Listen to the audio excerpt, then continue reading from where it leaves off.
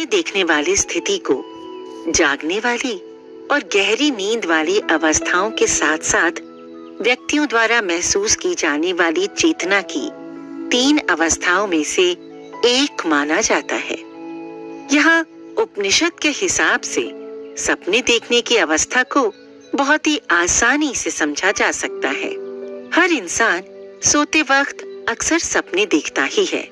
बहुत कम दिन ऐसे होते हैं जब इंसान को कोई सपना ही ना आए। हालांकि ज्यादातर सपने हमें याद भी नहीं रहते हैं, पर जो सपने हम रात में देखते हैं उन सपनों की एक प्रकृति होती है या फिर एक खास किस्म का प्रकार होता है। स्वप्न अवस्था में व्यक्ति अपने मन से ही बनाई हुई किसी घटना का अनुभव करता है। कई बार ये सपने बहुत सच्चे भी हो जाते हैं। इन सपनों के बारे में उपनिषद कहता है कि जो कुछ भी हम अपने दिमाग में जाने अनजाने सोचते रहते हैं और जिसके बारे में हमें अक्सर ध्यान भी नहीं रहता है, कुछ ऐसे ख्याल हैं जिन्हें एक पल सोचकर भी हम तुरंत भूल जाते हैं। यही भूले बिसरे ख्याल अक्सर नींद में सपने में आते हैं।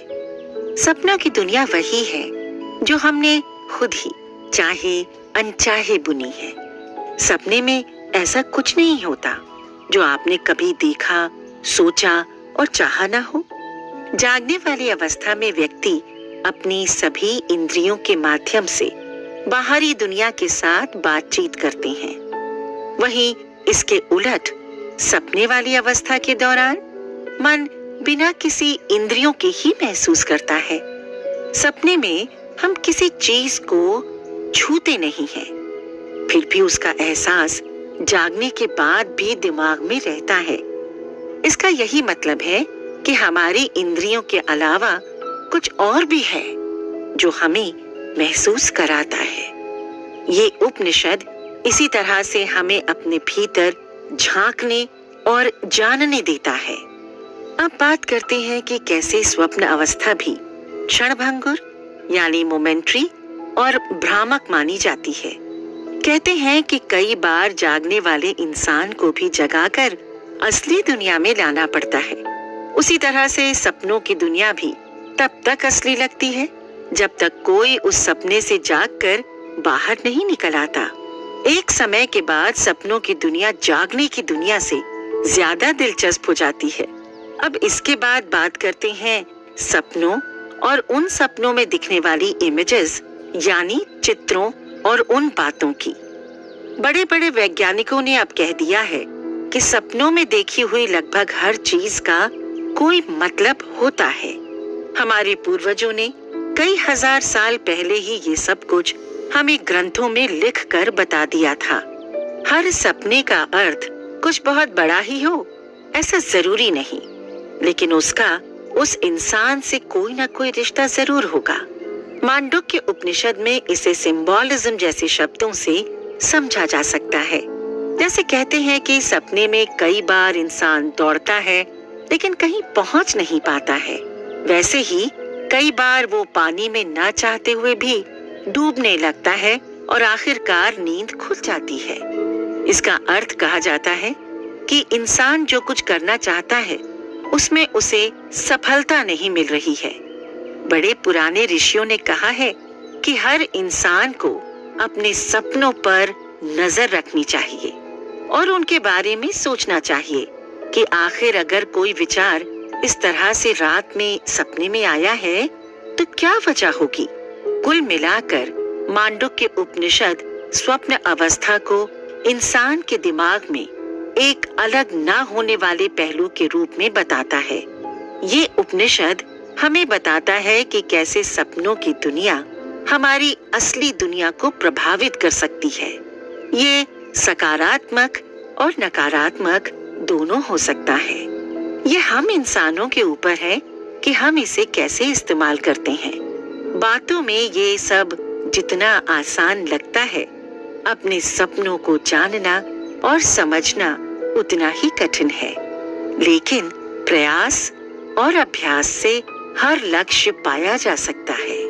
मांडुक्य उपनिषद में इंसान को उसके लक्ष्य तक पहुंचने के लिए सपनों को जानने के लिए भी कहा गया है। उसे समझने के लिए इसमें कई तरह के रास्ते भी दिखाए गए हैं। सबसे पहले जो रास्ता उपनिषद ने बताया है वो है आत्मचिंतन, यानी सेल्फ रिफ्लेक्शन। उपनिषद में आत्मचिंतन को बहुत ही जरूरी बताया गया है। हर समझदार व्यक्ति को अपने विचारों, भावनाओं और अपने किए गए कामों को परखने जानने के लिए समय निकालना बहुत जरूरी है। आप जो सोच रहे हैं, जो कर रहे हैं, जो महसूस कर रहे हैं और जो काम आप दिल लगा कर रहे हैं, अगर उसे पूरी तरह से जानेंगे, परखेंगे नहीं तो हम खुद को नहीं जान पाएंगे। जितना ज्यादा हम खुद के ख्यालों के बारे में जानेंगे, उतना ही खुद को भीतर से जान पाएंगे। इसलिए मांडुक्य उपनिषद में सेल्फ रिफ्लेक्शन एक बहुत ही जरूरी हिस्सा माना गया है। खुद को जानने का दूसरा रास्ता ऋषियों ने बताया है कि ध्यान किया जाए। ध्यान यानी मेडिटेशन। उपनिषद में ध्यान को मन की शांति और संयम का माध्यम माना गया है। ध्यान के माध्यम से व्यक्ति अपने मन के भीतर घटने वाली बातों को समझ सकता है। जब हम अपने मन को जान पाएंगे तो ये भी जान पाएंगे कि इसे काबू में कैसे करना है। मन को जितना ज्यादा हम जान पाते हैं, भीतर की शांति उतनी ही बढ़ती है। शांत मन कोई भी काम सबसे बेहतर तरीके से कर सकता है। जिसका मन शांत नहीं है, वो किसी भी काम को उतनी आसानी से नहीं कर सकता है। इसीलिए रोज सुबह शाम जब भी समय मिले, ध्यान लगाएं और मन को शांत और स्थिर रखने की कोशिश करें। शांत मन से सोए हुए इंसान के सपने भी उसे सकारात्मक प्रभाव देते हैं। जो इंसान बेचैन रहता है, उसके सपने भी बेचैनी से भरे होते हैं। अगर आप ध्यान करेंगे तो इससे आपके काम की प्रोडक्टिविटी बढ़ेगी। आप पहले से ज्यादा घंटे काम करेंगे और किसी तरह की परेशानी आपको महसूस नहीं होगी। मांडुक्य उपनिषद में तीसरा रास्ता वो है जिससे अपनी नींद में आए सपनों से भी जीवन बेहतर कर सकते हैं। और वो तीसरा रास्ता है स्वप्न विचार, मतलब ड्रीम एनालिसिस। सपने के हर एक रूप का कोई मतलब जरूर होता है।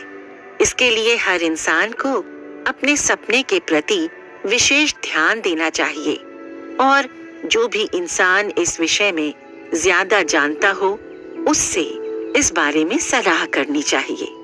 जितना ज्यादा आप खुद के सपनों की बारीकी को समझ सकेंगे, उतना ही अपने आप को समझ सकेंगे। हालांकि ये सब करते हुए किसी भी इंसान को ये नहीं भूलना चाहिए कि जागने वाली अवस्था सपनों की अवस्था से अलग है। सपनों के बारे में जानते जानते अपनी असली जागृत अवस्था को नहीं भूलना है। सपनों की दुनिया एक तरह से भ्रम ही है, लेकिन बस उस भ्रम को थोड़ा बहुत जान समझ लेने से आपकी जिंदगी काफी आसान हो सकती है। खुद को सपने की अवस्था में समझने का चौथा और आखिरी रास्ता है योग। योग उपनिषद में मौजूद कई तरह के यौगिक अभ्यासों का मार्गदर्शन किया गया है। योग द्वारा व्यक्ति अपने शारीरिक, मानसिक और आध्यात्मिक स्तर पर एक जैसा मन स्थिर कर सकते हैं। योग करने से न केवल शरीर स्वस्थ होता है, बल्कि मन पर भी बहुत संयम आता है। आध्यात्म के रास्ते पर जाने वाले इंसान भी योग को गंभीरता से कर सकते हैं। योग का असर पहले ही दिन से दिखाई नहीं पड़ेगा। अनुशासन और नियम से हर रोज करने पर कुछ ही हफ्तों में आपको अपने मन पर और शरीर पर इसका असर समझ आने लगेगा।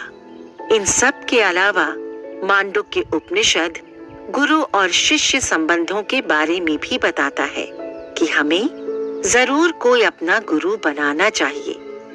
हालांकि आजकल के समय में ऐसा संभव नहीं है, लेकिन फिर भी हमें कोशिश करनी चाहिए कि जो भी हमें इस लायक लगे जिसे गुरु माना जा सके, उससे अपनी बातें जरूर बांटें। एक अच्छा गुरु हमें खुद से हुई गलतियों का एहसास दिलाता है और ऐसा करते हुए वो हमें नीचा नहीं दिखाता है।